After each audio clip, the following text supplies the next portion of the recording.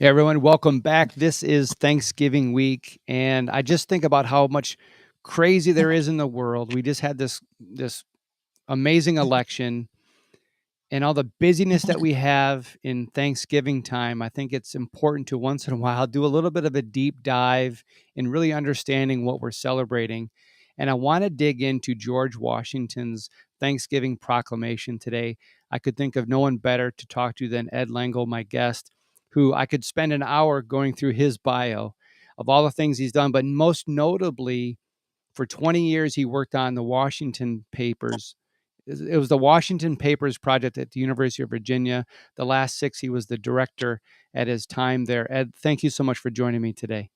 Thank you. Good morning. Great to be with you, Jason. Yeah, absolutely. And I'm looking forward to next week. We're going to begin recording what will probably end up being a series, but we're going to do a deep dive into the Declaration of Independence and the list of 27 grievances I've been working on with the Stephen Ambrose Historical Tours Company to put together a tour June 9th through the 14th with Ed as our historian, as our guide to tell us about the events that led up to that list of grievances. I don't want to get ahead of myself today, but Ed, tell me about the George Washington Papers project. Tell me about that project, how you got into that, and some of your time there.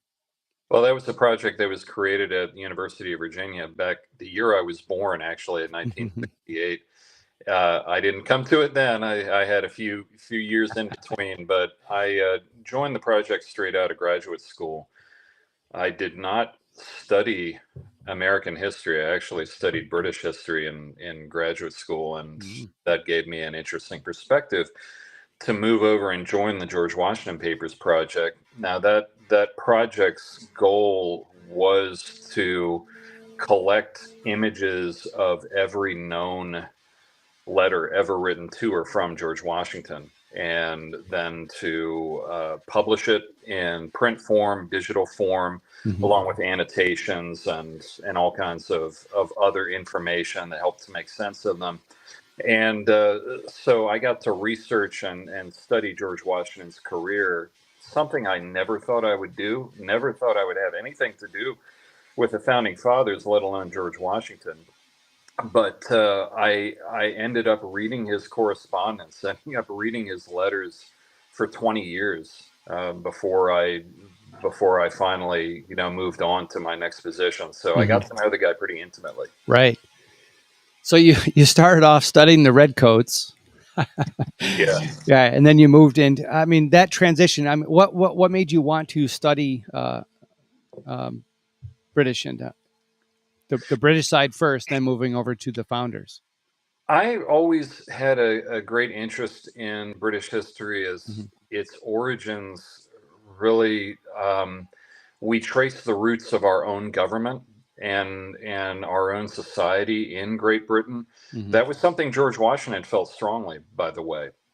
He recognized our roots in the British form of government and the understanding of democracy and the balance of powers, checks and balances, come in many ways from our British heritage. So I was always very interested in that and tracing its connectivity with our own history. So it was kind of a natural progression for me. But I have to say, one of the things that attracted me to the Washington Papers back then was that it's real history. You're working with real documents. Yes. You're studying important people who affect the way we live and the way our government operates today, as opposed to, I have to say it, the way academe was going in those days, even more so now, kind of living in a dream world where that has no relation to reality. It's great to be able to work with actual documents that tell you something that can inspire you and inform you too. Yeah, it's not someone's interpretation of them necessarily. It's the Yeah. original source documents yourselves. Now you've been able to, and I guess that's what the project was digging into the original source documents and then publishing them in raw form, but also uh, you spent so much time understanding the thinking that you've written a number of books. Right. Washington, for me, just I think like everybody else in our country before I joined the Washington Papers, was a painting on the wall, two-dimensional image, a symbol, Right. somebody who didn't have a lot of individuality or personality. But once I got to read his letters and understand his humanity, I was able to relate to him a lot Mm. better and understand the personality, the passion, the beliefs, Right. and the hard work. And more than anything else, the hard work Hmm. that went into his role in creating our country. Right. And that was astonishing for me, that part. Yeah. As the first entrepreneur, one of your books. And how many books have you written on Washington or participated in? A number Let's of see, them. on Washington, I think it's been five or six books. Yes. And this one here, this is a first entrepreneur, how George Washington built his and the nation's prosperity. What I enjoy the most about the beginning of this is digging into George Washington's family and how he came to be. Yeah. We've talked about that, offline, about it's that generational passing on the message of liberty and how he became George Washington, really from his parents and grandparents who came here first. It's another example of the unexpected George Washington. Mm. I'm more than anything else, I think if you define me, I'm more of a military historian Mm-hmm. than anything else, military and political. I've studied economic history, and some people several years ago talked me into, I can't put it any other way. Mm-hmm. They talked me into writing a book about George Washington's views of money and Mm. business and finance. His financial papers exist, and at the Washington papers, I oversaw the publication of them. But I thought, wow, money, business, that's going to be really dull. But when I got into it, I discovered that, wow, his understanding of commerce and the economy was directly connected to his understanding of society, Mm. and it really informed his generalship during the war, but then beyond that, his presidency. Yeah. His understanding of what our priorities needed to be. One of the things he said when he first became president, it was actually, I think, a few weeks before he became president, he talked to one of his friends, and he said and I think this is a direct quote, he said, "To establish the national prosperity shall be my first and my only aim." Wow. And that just kind of put it all together for me, because he felt like everything unfolded from that Mm-hmm. primary point. And again, that gives you a window into the type of person he was and how he accomplished what he did. Wow. Uh, that led me to think about, and I've got some friends who did some deep dives on like Alexander Hamilton and the central bank and this whole thing that we've been dealing with, this struggle, or people have been dealing with for centuries. But uh, to put forth the people's national prosperity may not be just financial, but it's that pursuit of happiness. But then that initial struggle with the cabinet and these other power struggles, I wonder how did he deal with these power struggles? Well, first of all, I have to say it goes back years to even before the revolution, and Mhm. that Washington believed we were fighting the Revolutionary War in order to establish our prosperity. Mm. That he supported the revolution, yes, for belief in liberty, political reasons, ideological reasons, but he felt like we needed to achieve independence so that we could become a prosperous people. He felt the relationship with Great Britain was holding us back. Yeah. Okay, so fast forward from there, after the war and the Confederation years, and he becomes president. For him, it was a natural step Hmm. from 1776 to 1789. Okay, this is why I got into it. That's why we fought the war. Now it's time to start building. Hmm. Okay, so we're going to build the prosperity. Now you talk about the personalities and the struggles in his administration. Of course, he's got Thomas Jefferson, he's got Alexander Hamilton, he's got a lot of other strong personalities in his cabinet who all have different points of view about how we're going to establish a nation. Hmm. And he has to balance those and convince everybody to pull together. in the early months and in the first couple of years, it wasn't necessarily that difficult because I think even Hamilton and Jefferson could agree that there was a lot of work to be done. They had to work together Hmm. in order to accomplish things. They'd have disagreements on how to do it, but they kept them behind the scenes. Hamilton's plan for the establishment of a national bank, Hamilton's plans for establishing commerce and trade, Hmm. the whole deal about establishing the capital in what would become Washington, D.C., and debt forgiveness, everything else, caused a lot of controversy, Hmm. but they kept it behind the scenes.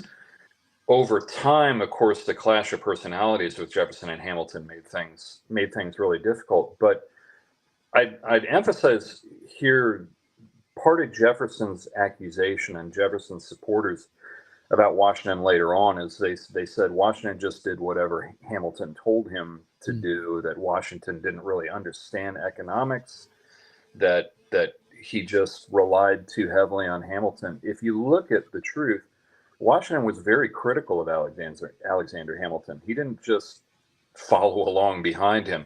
He told Hamilton, here's our goal, right? It's like any good CEO. They will tell their subordinates, here's the overarching goal of what we need to achieve. Now, you tell me how we're going to do that. You give me plans, you Right. give me detailed analysis. That's what Hamilton did. Hmm. And Washington read every word, read it critically, didn't support everything, came back. It was a process. Um, so he took a very workmanlike attitude toward it. Hmm. Interesting. A lot of us right now, after the election, and we don't have to get political here, but I know that, with Trump putting together his cabinet and all that, and I'm engaging with a lot of people that are like, oh, I can't believe they picked that person. I can't believe they picked, but Trump being a businessman, he's got a process, he's got a method, and people are asking, does he really get into the details? Does he really understand these things? Is he playing 4D chess? Yeah, It'll be interesting to see how this unfolds, but it sounds like Washington was really in the details as well as call it a CEO, and right. his approach seemed pretty fascinating. And Washington had, like any good leader, an outstanding leader, he had a plan, Mm. right? He had a vision. He came into office with that vision, that he had formed in collaboration with other great thinkers, but he had a vision. He was a leader. He had to take responsibility. He chose the people who could help him implement that vision, Hmm. the best and the brightest. Um, People who he raised a lot of eyebrows too with the people he selected, Hmm. and some of his choices, again, like Hamilton was not a touchy feely guy. He made a lot of people mad. Hmm. I think that's an understatement, and Yeah. Jefferson was kind of the same way, but they were there to implement a vision. Hmm. And Washington was a granular thinker, goes all the way back to his early years, whether at Mount Vernon or as an officer. He wasn't a micromanager, but he was the kind of guy who would sit down next to you. You're working on a problem, he'd work on it with you. Hmm. Set the example of the hard work and the dedication. You mentioned Mount Vernon, and I was reading on their website, they were introducing the proclamation. They said Washington declared that the necessity for such a day sprung from the Almighty's care of Americans prior to the Revolution, Mhm. assistance to them in achieving independence, and help in establishing the constitutional government. Those three things that led up to it: declaring independence, then the war, and then getting the Constitution established, and the Almighty's providence and hand in that. How do you want to introduce the proclamation and the context around it? So all that is very true. Now there was a committee of the House Hmm. of Representatives, a gentleman named Elias Boudinot, and several others, signers of the Declaration of Independence, who had been leading figures in our revolution, the establishment of government, the creation of the Constitution, Constitutional Convention. They worked on the idea of a Thanksgiving Proclamation, and they brought it to the Senate. They brought it to Washington. It was what Washington wanted. Mhm. They were, again, implementing his vision, and he approved it. He issued it. There were people who didn't agree with it, who thought that we really shouldn't be issuing a proclamation of Thanksgiving. Some people felt we shouldn't be introducing religion into the public sphere. Some people felt that, specifically, one of the specific criticisms is the proclamation gives thanks for the Constitution and constitutional law. Mhm. Some of them said, well, let's wait to see how the Constitution works before we give thanks for it. Right. Right. But Washington overruled them and felt, no, this is what we need to say, and we need to say it right now and establish this standard. There were a lot of reasons for this. One is that Washington had always felt, and he had put it forward in proclamation after proclamation during the war, and then again multiple times after the war, that the establishment of the United States was providential. Mm. He uses that word providential over and over again, and in fact, he viewed it almost as foreordained, something that came down to us. Mm. We were given roles to play. Washington, everybody else, we were given roles to play. You embrace the struggle, you embrace the suffering, you embrace the hard work, and you follow the path that's laid out for you. Mm. That's what makes greatness.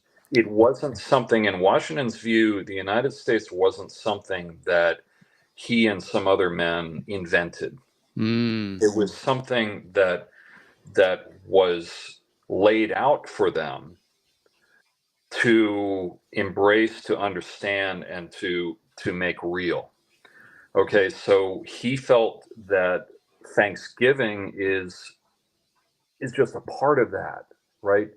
You have to recognize where it comes from. You have to recognize the protection, the providential protection that allowed it to happen, that we didn't do it ourselves. Wow. And so he also wanted people to kind of look back and take stock that we've gone through all this. We went through, what, 8-9 years of revolution and war. We went through several years of a confederation government that just didn't work. We have people deeply divided. Americans were deeply divided back Mm. then. And yet the best and the brightest came together and worked to implement this vision. That's something that we need to recognize, where we came from before we know where we're going. Get people together to recognize this fact. That's only part of it. There's so many other ramifications. So, that very important document. And I think even you're familiar with Benjamin Franklin's call for prayer in the Constitutional Convention at that time, because we think here today with our historical education, looking at our founding fathers, are atheists and they're deists, and they don't really. And who's the least religious of them? We think of Benjamin Franklin, but his call to prayer in the Constitutional Convention. You're familiar with that? Can you speak on that? Yeah. Franklin, like Jefferson, too, and some other individuals who were themselves skeptical of organized religion in various ways. Jefferson was skeptical of miracles. He, as you probably know, he created his own Bible with the miracles cut out. He literally cut out portions of the Bible. Nevertheless, all of them recognized organized religion as being a foundational part of a functioning government and society. Washington, just as much, if not more than everybody else, it wasn't, I'm trying to think of how to put this. It wasn't necessarily theological Mm-hmm. for them. It was a recognition that religion serves an absolutely critical role in society. And that however you view providence, however you view God's protection of us and who is God, there's whatever your point of view, you recognize it's not just up to us. Right. That was something everybody, I think, could agree on back in those days. Um, the details were things that they struggled to work out, Hmm. but Franklin and all the rest, they recognized that. And during the Revolutionary War, when things were going badly, Congress, with Washington's support and with the presidents of Congress, of their various presidents' support, would often proclaim days of fasting and humiliation, they would call it. Yeah. Sackcloth and ashes, really, that things are not going well. The British seem to be winning. The economy is suffering. We need to humble ourselves, recognize it's not up to us. Hmm. That's a long standing tradition and reminder that they all had in their minds at that time. So it isn't the debates that we have today. I think even Franklin and Jefferson would have been puzzled, like, why are you even talking about this? Mm. Because it's for them, it was something that was you take for granted. You can't build a society without organized religion and Yeah. belief. That doesn't mean discrimination. That doesn't mean an established church that's going Right. to crush other non-established churches. I mean, we were founded by people like the Pilgrims who had fled religious persecution Hmm. by established churches. Yeah. Right. But you can believe that we don't have an established state religion, but you can also believe that organized religion is critical to our success as a society. Yes. They're not contradictory. Right. Yeah. The First Amendment protection, preventing, it says respecting the establishment of religion, and a number of states at that time had state religions. And so that whole separation of church and state, with Jefferson in the letter to the Danbury Baptists, assuring them, don't worry, we're not going to have a federal establishment of religion. Right. And then, the way that people understand it today is completely reversed. But uh, back to Benjamin Franklin at that time, when he said, could a sparrow fall without his notice? Could a nation rise without his aid? That recognition, and it's interesting the way you put that. It's like the way Washington understood it, and talk about that a little bit more, where he understood that, not that it was a foregone conclusion, but this was God's plan, but we have a role to play. We have to do our part. It- you Yeah. know, that's fascinating to me. Well, the one way to think about this is the end of the Revolutionary War, when Washington decides to resign his commission as the general, and he appears before Congress, tenders his commission back to Congress. A mythology kind of developed after the war Mhm. that Washington was wrestling with that. Should I be king? Should I not be king? Should I be a military dictator? Should I not be a military dictator? Washington, in fact, believed that he had no choice, that it wasn't up to how he felt. Mm. This was something he had to do. And everybody else, too, believed that. When he tendered his commission to Congress, Congress very specifically did not applaud. Mm. They didn't show any sign of thanks. They didn't even say thank you. They just said, okay, this is what you have to Wow. do. This is your duty. This is our duty to accept it.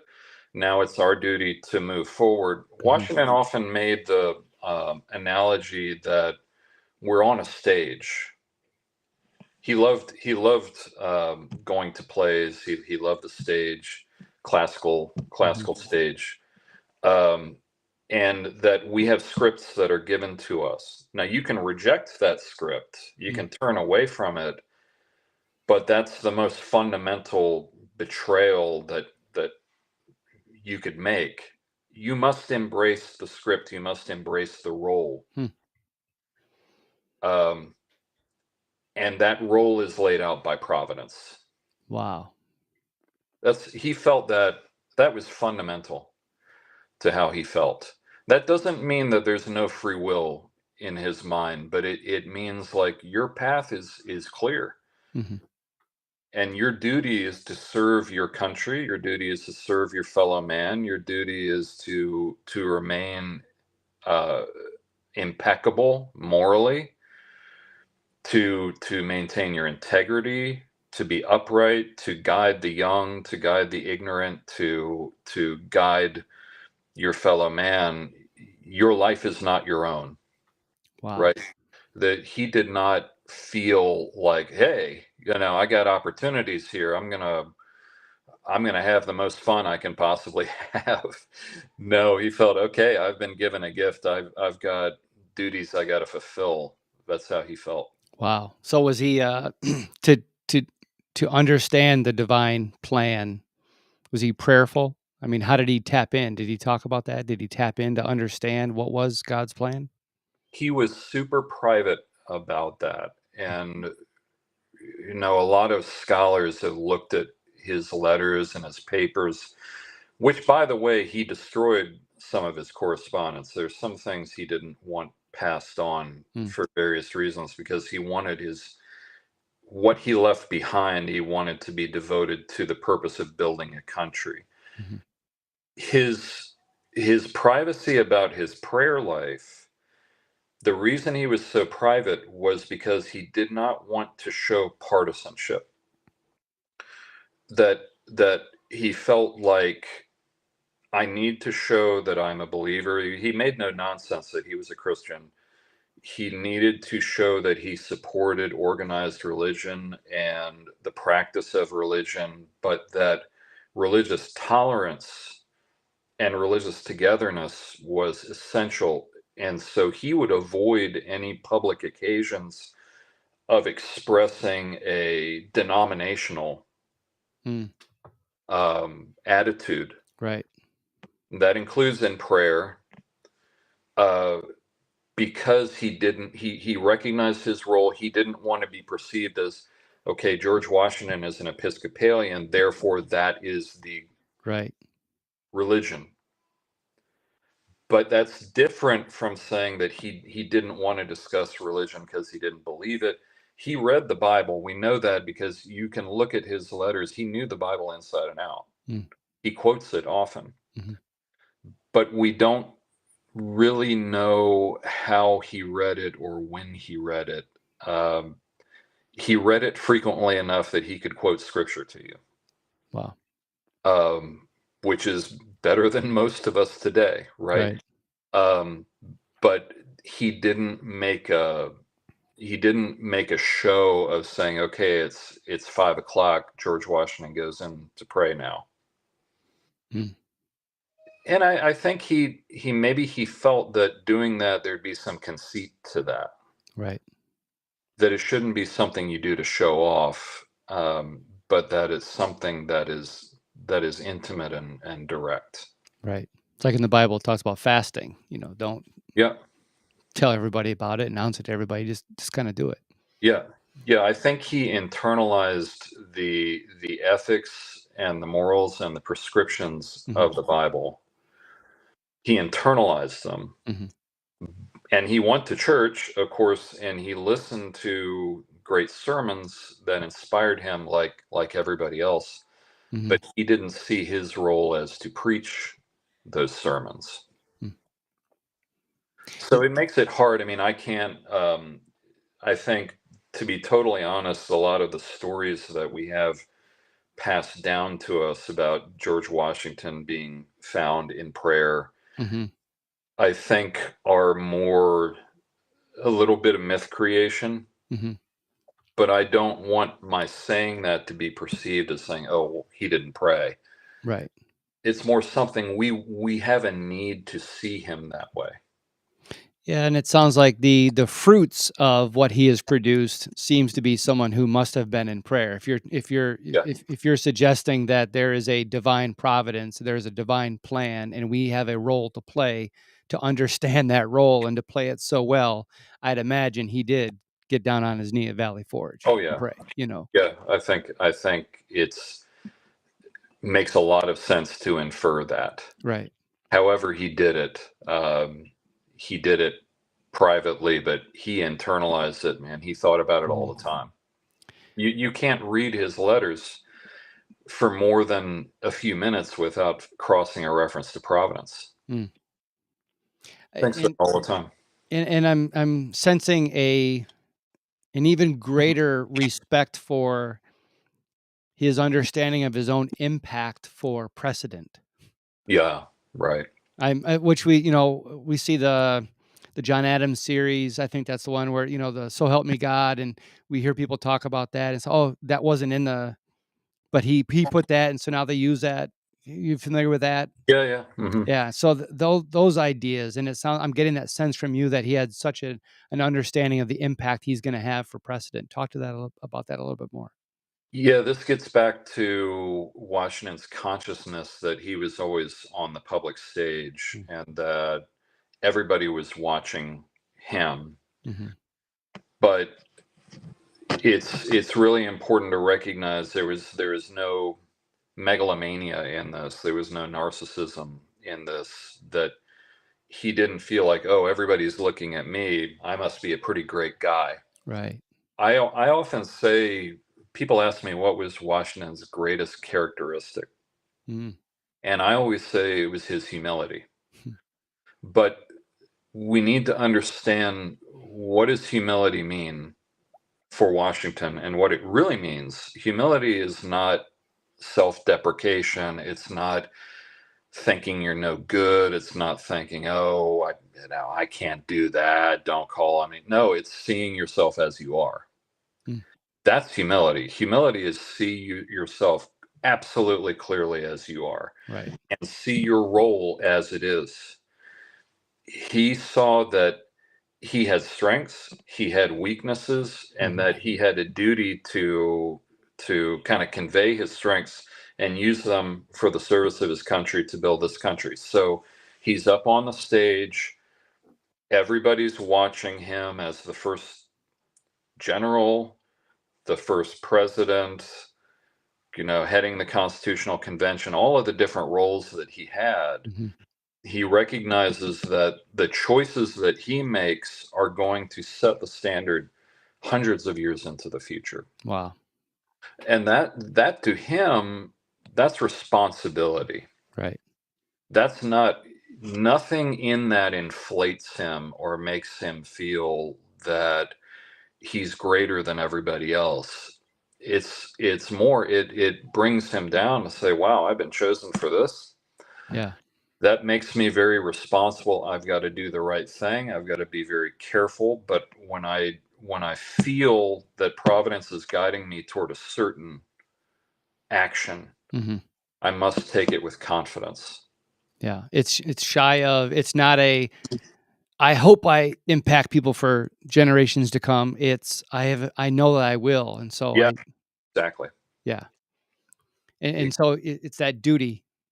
And Yeah. he starts off the proclamation whereas it is the duty of all nations to acknowledge the providence of Almighty God, to Mhm. obey his will, to be grateful for his benefits, and humbly to implore his protection and favor. That's so important. Yeah. People often will say, oh, Washington, I hear it from people all the time, even people who admire him.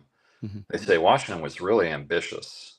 Mhm. That boy, he just wanted to be the best, didn't he? He wanted to be the richest. He wanted to be the most popular.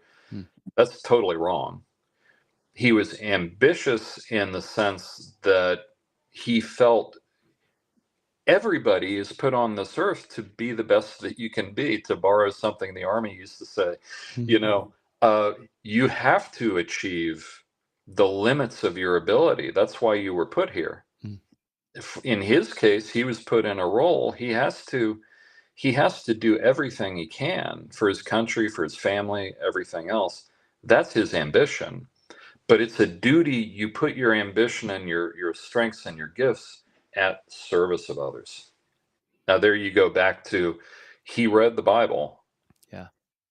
because he understands what that means. Wow. When you talk about religion as the glue of society, it Hmm. reminds me of John Adams, that letter to the Massachusetts militia. I forget the year. Was it 1793? And when he said, "Our Constitution is made for a moral and religious people. It is wholly inadequate for the government of any other." Right. Right. He thinks that John Adams and Washington think alike in a lot of ways. And to move on to a connected topic that Washington and Adams both passionately believed in, education. Hmm. They also believed that education went hand in glove with organized religion, and with some other principles as establishing a prosperous nation, Mm-hmm. along with hard work, ethics. That they trusted the people, if they are well educated and they're well informed. Mm-hmm. For them, education was not be educated in ideology. Education is be educated in morality, ethics, and reality. Knowledge, Mm-hmm. in its purest form. A knowledgeable electorate will always do the right thing. Mm. You seek knowledge of God, of providence, of this earth that we're on.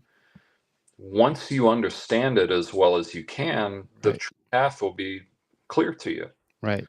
That's how they thought. And so they were very supportive. In their days, it was not so much a state education, but it was the creation of schools, creation of opportunities for learning. Washington, we'd call it today, Washington was homeschooled. Right. So, and he didn't see anything wrong with that. Right. When you say, that line, "Our Constitution is made for a moral and religious people," it's wholly inadequate. Mm-hmm. The way I explain that is because the Constitution is the operator's manual for the government. It tells the government what it can and cannot do, written by we the people.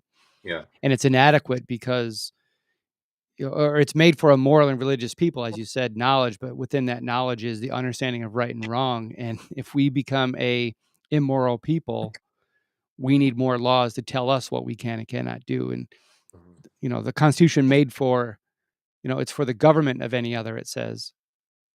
Tells the government what it can and cannot do. We need our own rule book to tell us what we can and cannot do, or should and shouldn't do.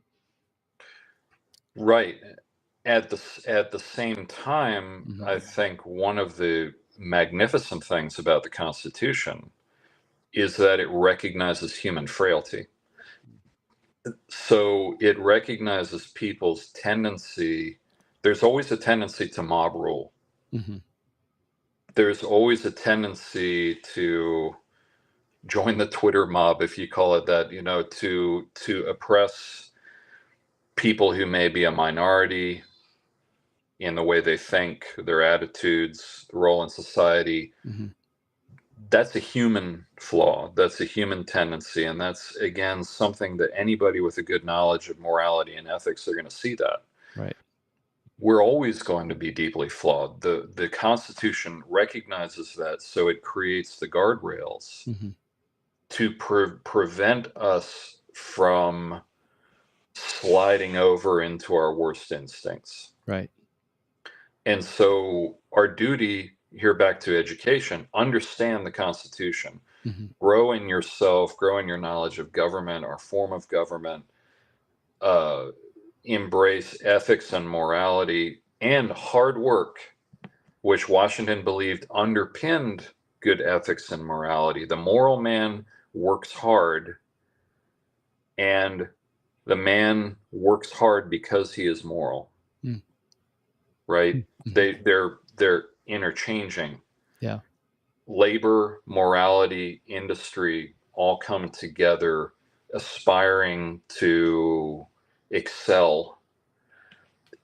Knowledge of your government, your constitution, all go together, because there will also be people who are ignorant, people who don't take that seriously. Mm-hmm. The instinctive tendency to be like, I want to join the club, I don't want to be an outsider. And if that means oppressing the weak, Right. always a human temptation, but the Constitution recognizes that and protects against it. And the recognition of because I always say, I don't have constitutional rights. I have constitutional protections. The Yeah, Constitution right. wasn't written to grant me my rights. It was written to protect them. Yeah. And this idea of, especially with obviously the Declaration, to recognize our natural God-given rights, Mhm. which that in and of itself obviously is revolutionary. Because you can be as much of an idealist as you want. You can say, we're going to educate, we're going to set a good example and do whatever. The temptation is always going to be there to take your rights away from you, Mhm. for people to reach in and steal Right. your rights because they are in a majority, because they want power. Who knows what the case may be. So the Constitution is there to protect those. And you talk about Washington's goal was to establish our prosperity, our national prosperity.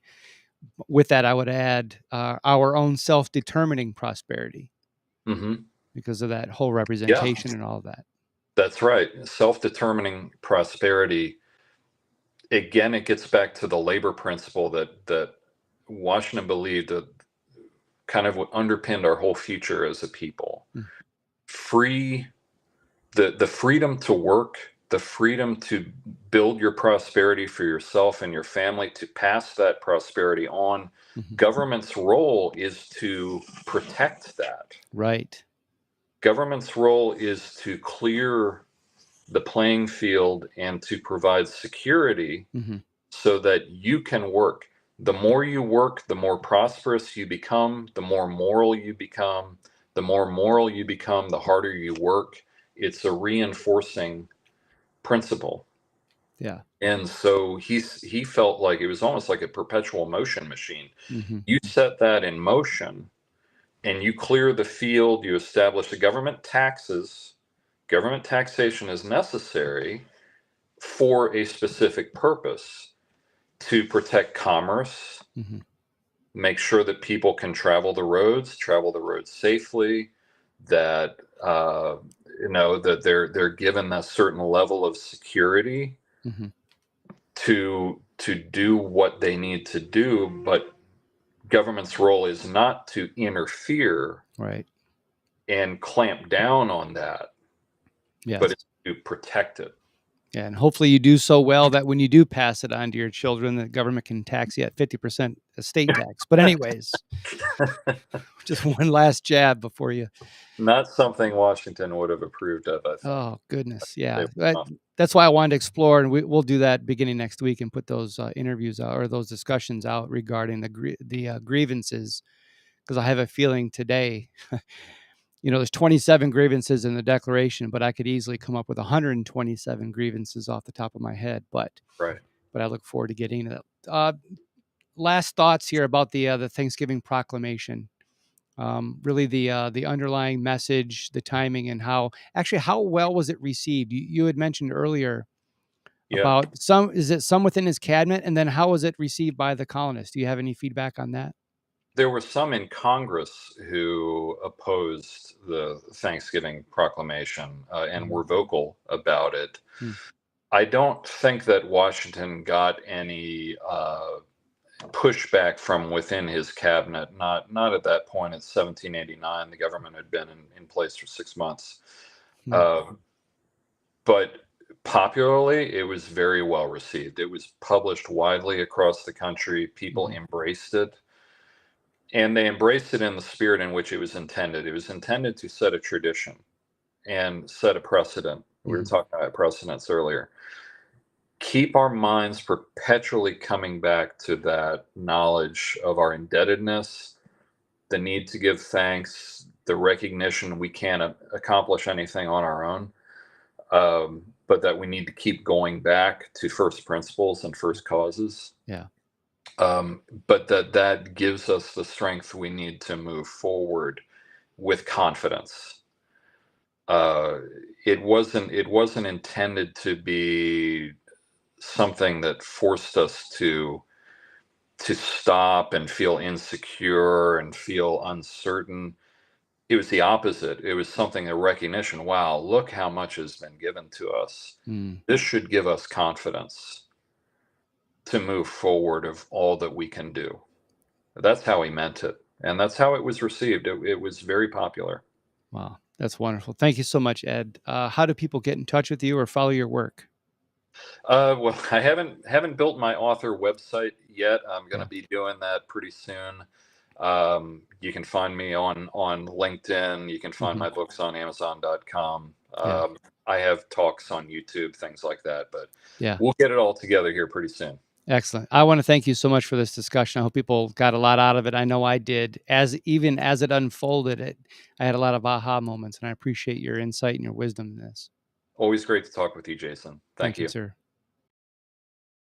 Sponsored by Hidden History Laboratories, uncovering hidden truths that shaped nations. Learn more at hiddenhistorylabs.com.